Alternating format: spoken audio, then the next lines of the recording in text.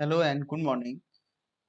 आज हम स्टार्ट करते हैं statement of cost sheet and साथ में इसके साथ में स्टार्ट करेंगे टेंडर प्राइस भी। बेसिकली टेंडर प्राइस भी इसी का ही पार्ट है। टेंडर प्राइस, चलिए देखिए क्या होता है कॉस्ट शीट। किसी भी जब प्रोडक्ट को हम लोग बनाते हैं उस प्रोडक्ट में लगने वाली कॉस्ट को हम ऐड करते हैं।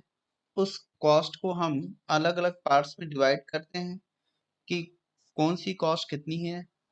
मतलब कहने का मतलब ये है कि कॉस्ट का डिवीजन और सब डिवीजन किया जाता है कि जिससे हमें ये पता चले कि किसी भी प्रोडक्ट में लगने वाली कॉस्ट या किस पार्ट में कितनी कॉस्ट लगी है, और हम सारी कॉस्ट का टोटल करते हैं और हमें एक प्रोडक्ट की एक यूनिट की कॉस्ट हमें पता चल जाती है। इसे ही कॉस्ट शीट कहते हैं। कॉस्ट शीट का स्टेटमेंट बेसिकली कॉस्ट अकाउंटिंग में सबसे ज़्यादा इम्पोर्टेंट पार्ट माना जाता है। तो देखिए स्टार्ट करते हैं। सबसे पहले हम कोई भी अगर एक प्रोडक्ट बनाते हैं तो फर्स्टली हमें यूज़ हम करते हैं रॉ मटेरियल का। तो सबसे पहले है raw material consumed. Raw material consumed का मतलब है कितना रॉ मटेरियल हम यूज़ में ला रहे हैं। इसके बाद है डायरेक्ट लेबर।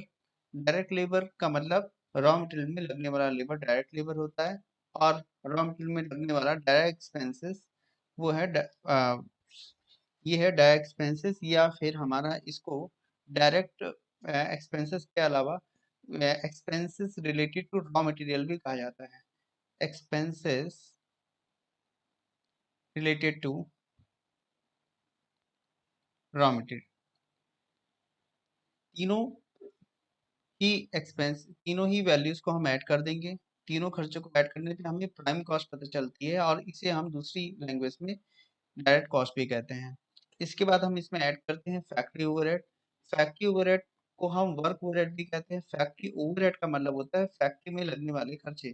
फैक्ट्री में बेसिकली कौन से खर्चे होते हैं जो बेसिकली फैक्ट्री के अंदर लगते हैं। जैसे जैसे फैक्ट्री में लेबर काम करते हैं तो लेबर एक्सपेंसेस, लेबर की लेबर की वेजेस हो गई। और क्या हो सकता है, फैक्ट्री में मशीनरी काम करती है तो डेप्रिसिएशन और मशीनरी हो सकता है। और क्या हो सकता है, डेप्रिसिएशन मशीनरी हो सकता है, प्लांट हो सकता है। और क्या हो सकता है, फैक्ट्री में लाइट, फैक्ट्री का रेंट, एक्सेट्रा बहुत सारे। फैक्ट्री में सुपरवाइजर काम करता है, सुपरविजन की सैलरी। तो फैक्ट्री में लगने वाले खर्चों को हम फैक्ट्री ओवरहेड वाले हेड में लिखते हैं, और हम इसको यहाँ पे लिख के इस प्राइम कॉस्ट वाली हेडिंग में ऐड करते हैं। उसके बाद हम opening stock of WIP। WIP का मतलब होता है work in progress. Work in progress का मतलब है जो हमने पिछले साल, अगर हमने पिछले साल काम किया है और पिछले साल हमने प्रोडक्ट को सेमी सेमी तौर पे बना लिया है, मतलब आधा अधूरा प्रोडक्ट बना लिया है, और हमने उस प्रोडक्ट की बाकी यूनिट्स को हमने कुछ यूनिट्स को हमने रख लिया है और कुछ यूनिट्स को हमने फिनिश गुड्स के लिए आगे लिया है। तो जो बची हुई पिछले साल की यूनिट्स हैं, हम उस सेमी यूनिट्स को हम इस साल काम में ला रहे हैं, या इस साल उन गुड्स को काम में ला रहे हैं। तो हाँ, उसको उसे कहा जाता है ओपनिंग स्टॉक ऑफ WIP। फिर माइनस करते हैं क्लोजिंग स्टॉक ऑफ WIP। अगर हम इस साल कुछ सेमी स्टॉक बनाना चाहते हैं, बचाना चाहते हैं, तो हम उसे क्लोजिंग स्टॉक ऑफ WIP कहेंगे। अच्छा, प्राइम कॉस्ट में हमने फैक्ट्री ओवरहेड जोड़ दिया, ओपनिंग स्टॉक ऑफ WIP जोड़ दिया, क्लोजिंग स्टॉक ऑफ WIP जोड़ दिया। वैल्यू आ गई वर्क कॉस्ट की। वर्क कॉस्ट का मतलब फैक्ट्री कॉस्ट। वर्क कॉस्ट या फैक्ट्री कॉस्ट एक ही बात होती है। इसके बाद हम इसमें ऐड करते हैं ऑफिस ओवरहेड। ऑफिस ओवरहेड का मतलब है ऑफिस में लगने वाले खर्चे। जैसे ऑफिस में एम्प्लॉय काम करते हैं तो एम्प्लॉय की सैलरी, ऑफिस का रेंट, ऑफिस की लाइट, ऑफिस में मशीन ओ सॉरी फर्नीचर है, फर्नीचर पे लगने वाला डेप्रिसिएशन, ऑफिस में और भी लोग काम करते हैं तो उनकी सैलरी, अगर डायरेक्टर्स हैं डायरेक्टर्स का रेम्युनरेशन, एक्सेट्रा।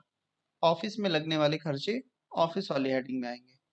हम वर्क ओवरहेड में ऑफिस ओवरहेड को ऐड करते हैं तो हमारे पास आती है ऑफिस कॉस्ट। फिर इसके बाद हम इसमें ऐड करते हैं opening stock of finish goods. Opening stock of finish goods का मतलब क्या है, जो जैसे हमने पिछले साल अगर काम किया है, अगर पिछले साल काम किया हमने फिनिश गुड्स की सारी यूनिट्स हम नहीं सेल करना चाहते, हमने अगले साल सेल करने के लिए पिछले ही साल कुछ ज़्यादा यूनिट्स बना ली थी। तो जो पिछले साल हमने यूनिट्स ज़्यादा बनाई है, उन यूनिट्स को हम इस साल बेचने के लिए पहले रखेंगे फर्स्ट इन फर्स्ट आउट के मेथड के हिसाब से, इसीलिए opening stock of finish goods को हम यहाँ पे ऐड कर लेते हैं। और अगर इस साल जो हमने नई बनाई यूनिट्स, उन यूनिट्स में से कुछ यूनिट्स को हम बचा के रखना चाहते हैं अगले साल के लिए, तो वो माइनस कर देंगे closing stock of finish goods. Plus minus करने के बाद में आ जाएगा cost of production. Cost of production का मतलब है एक यूनिट में लगने वाली कॉस्ट, एक यूनिट में हमारी कितनी कॉस्ट खर्च हुई है, वो हमारी टोटल कॉस्ट ऑफ प्रोडक्शन हो गई है। अभी हम बेच नहीं रहे हैं, अभी हमने हमारी फैक्ट्री में कितने रुपए में कितने रुपए लगे एक यूनिट्स को बनाने में, वो हमें कॉस्ट ऑफ प्रोडक्शन की वैल्यू बताती है। फिर इसके बाद हम सेलिंग एंड डिस्ट्रीब्यूशन। सेलिंग का मतलब सेल हुई नहीं है, सेल से रिलेटेड होने वाले खर्चे। जैसे हम इसको गोडाउन में रखते हैं, गोडाउन का रेंट, सेल्समैन होगा तो सेल्समैन का कमीशन हो गया, अगर उसकी सैलरी है तो उसकी सैलरी भी हो गई। इसी तरीके से अदर सेलिंग डिस्ट्रीब्यूशन हो गया, एडवर्टीजमेंट हो गया। तो ये सारे के सारे सेलिंग एंड डिस्ट्रीब्यूशन एक्सपेंसेस होते हैं। इसको हम कॉस्ट ऑफ प्रोडक्शन में ऐड करते हैं तो हमारी आ गई कॉस्ट ऑफ सेल। प्लस करेंगे प्रॉफिट, अगर दिया है नहीं दिया है तो सेल दिया होगा, सेल से कॉस्ट को माइनस कर देंगे तो बैलेंसिंग फिगर हमारा प्रॉफिट का आ जाएगा। ये वाला कॉलम है हमारा पर यूनिट का, यहाँ पे एक यूनिट पे लगने वाली, एक यूनिट में हमें कितना प्रॉफिट होता है और यहाँ पे टोटल प्रॉफिट कितना होता है, ये बताते हैं। इस कॉस्ट शीट में कुछ इंपॉर्टेंट पार्ट हैं या कुछ इंपॉर्टेंट पॉइंट्स कहेंगे, उनको थोड़ा ध्यान में रखेंगे। देखिए क्या है, जैसे मैंने यहाँ पे लिखे हुए हैं।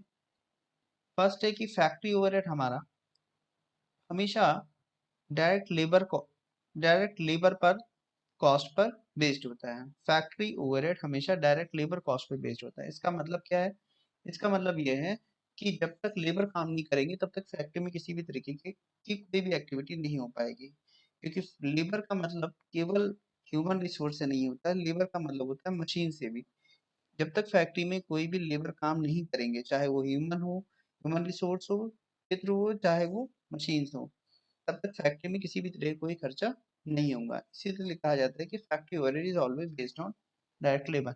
इसका मतलब यह है कि अगर फैक्ट्री ओवरहेड की का परसेंटेज निकालना हो तो परसेंटेज ऑफ फैक्ट्री ओवरहेड हमेशा हमारा निकलेगा किस तरीके से, कि factory overhead upon direct labour into 100। इस तरीके से हमारा परसेंटेज निकलेगा हमेशा। और दूसरा लाइन मैंने लिखा है कि office overhead and other expenses are based on factory cost. Office overhead और अदर खर्चे हमारे फैक्ट्री कॉस्ट पे बेस्ड होते हैं। इसके अलावा closing stock of finish goods, closing stock of finish goods per unit, closing stock of finish goods per unit is always based on office cost per unit. Basically closing stock of finish goods, sorry per unit नहीं, closing stock of finish goods, जो closing stock का amount आता है वो हमेशा office cost per unit पर based होता है। कि अभी तक ऑफिस कॉस्ट का हमारा जो पर यूनिट रेट आया है उसको हम closing stock of finish goods की यूनिट से मल्टीपल कर देंगे और हमारी total closing stock of finish goods की हमारी वैल्यू आ जाएगी। सबसे पहली जो मैंने लाइन लिखवाई थी फॉर्मेट में, वो लिखा था रॉ मटेरियल कंज्यूम्ड। कभी कभी क्या होता है कि सवाल में रॉ मटेरियल कंज्यूम डायरेक्ट नहीं दिया होता है, उसकी हमें कैलकुलेशन करनी होती है। तो देखिए कैसे कैलकुलेशन करेंगे। Opening stock of raw material plus purchase during the year plus carriage inward plus freight on purchase plus raw material transfer from other job. ये बेसिकली रॉ मटेरियल में लगने वाला खर्चा, और कहीं से अगर रॉ मटेरियल आया है उसको, इन सभी की वैल्यू को हम ऐड कर देते हैं तो हमारा टोटल रॉ मटेरियल आ जाता है। टोटल रॉ मटेरियल हमारा आ गया। इसमें से हम माइनस क्या करेंगे, closing stock of raw material minus करेंगे वेस्टेज। अगर हमारा हो गया रॉ मटेरियल का वेस्टेज, का मतलब हर तरीके का वेस्टेज, चाहे वो नॉर्मल हो, चाहे वो एबनॉर्मल हो, चाहे हमारा वो स्क्रैप का हो, हर तरीके का वेस्टेज। क्यों? क्योंकि उससे हमारा रॉ मटेरियल कम हो गया और हमने अगर किसी दूसरी जॉब में अपना कुछ रॉ मटेरियल ट्रांसफर कर दिया या किसी दूसरी यूनिट को ट्रांसफर कर दिया तो वो हमारा माइनस हो जाएगा यहाँ पे और हमारा आ जाएगा रॉ मटेरियल कंज्यूम। इस तरीके से हम यहाँ पे कॉस्ट शीट बनाते हैं। कॉस्ट शीट का सिंपल सा एक फॉर्मेट है। इसी फॉर्मेट में आपको सारी की सारी वैल्यूज रखनी है और उसके बेसिस पे हम कॉस्ट शीट बना बना लेंगे। चलिए अब आते हैं दूसरा टॉपिक इसी का, जिसमें है ये टेंडर प्राइस। टेंडर प्राइस का मतलब क्या होता है? टेंडर प्राइस का मतलब होता है एस्टिमेटेड वैल्यू।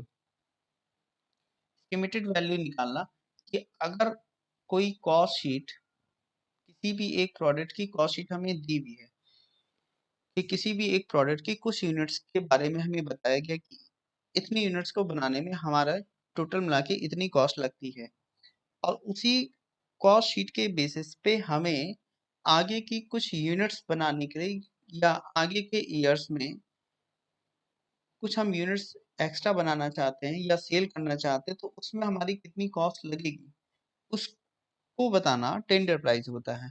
बेसिकली ये कुछ अलग नहीं होता है। यहाँ पर भी सेम टेंडर प्राइस का मतलब हो गया, एक हम दोबारा कॉस्ट शीट बनाएंगे। एक तो सिंपल ये कॉस्ट शीट हो गई जो डेटा बेसिस पे होगी, और ये टेंडर प्राइस होगा, ये होगा एस्टिमेटेड बेसिस पे। और इस पे हम बनाएंगे सेम इसी तरीके से ये जो कॉस्ट शीट है। बस फर्क ये रहेगा कि हमें टेंडर प्राइस निकाल में कैलकुलेशन करते समय हमें एस्टिमेटेड वैल्यू चाहिए होती है। जैसे हमें ऑफिस ओवरहेड की वैल्यू नहीं पता होती है, फैक्ट्री ओवरहेड की नहीं पता होती है, सेलिंग ओवरहेड की नहीं पता होती है। तो बेसिकली ये वैल्यूज कैसे निकलती हैं टेंडर प्राइस में? तो टेंडर प्राइस में ये निकालने के लिए मैंने यहाँ पे देखिए पहले से ही बता दिया आपको, इसके बेसिस पे निकलती है कि factory overhead is always based on direct labour cost. हम फैक्ट्री ओवरहेड की वैल्यू नहीं दी होगी तो फैक्ट्री ओवरहेड का पहले परसेंटेज निकाल लेंगे ओल्ड कॉस्ट शीट में। Factory overhead upon direct labour into 100 करके परसेंटेज ऑफ फैक्ट्री ओवरहेड निकलेगा, factory overhead upon direct labour into 100। और जब हम नई एस्टिमेटेड कॉस्ट शीट बनाएंगे वहां पर हम एस्टिमेटेड कॉस्ट शीट की डायरेक्ट लेबर की वैल्यू पे ये परसेंटेज निकालेंगे। ये percentage of factory overhead on direct labour निकला है। इसका मतलब ये है कि जो एस्टिमेटेड कॉस्ट शीट निकलेगी,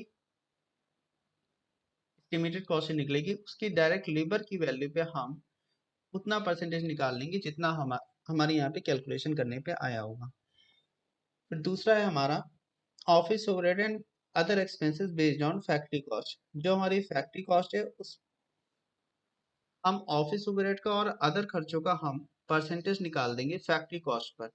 फैक्ट्री कॉस्ट पे परसेंटेज निकालेंगे और उन परसेंटेज को हम नई वाली एस्टिमेटेड कॉस्ट शीट में फैक्ट्री कॉस्ट पर कैलकुलेट करके रखेंगे, और वहाँ पे हमारी नई ऑफिस कॉस्ट की वैल्यू आ जाएगी और अदर एक्सपेंसेस की भी वैल्यू आ जाएगी। इस तरीके से हम यहाँ पे कॉस्ट शीट तैयार करते हैं, एस्टिमेटेड कॉस्ट शीट, और इसी को हम टेंडर प्राइस के नाम से भी जानते हैं। ये था हमारा कॉस्ट शीट और एस्टिमेटेड कॉस्ट शीट। फिलहाल आज के लिए इतना ही। Thank you so much.